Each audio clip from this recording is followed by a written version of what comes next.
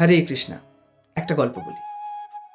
জগৎগুরু শ্রীল প্রভুপাদ লন্ডনে যখন কৃষ্ণ নাম প্রচার করছিলেন, তো তখন এক লন্ডনের বিদেশি ভক্ত প্রভুপাদকে প্রশ্ন করেন যে, আচ্ছা প্রভুপাদ, এই যে ভগবান শ্রীকৃষ্ণের নামের আগে সবসময় যে শ্রীমতী রাধারানীর নাম যুক্ত হয়, অর্থাৎ রাধা কৃষ্ণ, রাধে শ্যাম, হরে কৃষ্ণ, রাধা দামোদর, রাধা শ্যাম সুন্দর, এই যে সব ক্ষেত্রেই যে শ্রীমতী রাধারানীর নাম আগে এবং ভগবান শ্রীকৃষ্ণের নাম পরে, এটা কেন?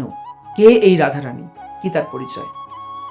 তো প্রত্যুত্তরে প্রভুপাদ 3 ঘন্টার প্রবচন দিয়েছিলেন, এবং এই 3 ঘন্টার প্রবচনে প্রভুপাদ কেবল কৃষ্ণ চরিত্র বর্ণনা করেছিলেন। তিনি একটা জায়গাতেও শ্রীমতী রাধারানীর নাম উল্লেখ পর্যন্ত করেননি, উচ্চারণ পর্যন্ত করেননি।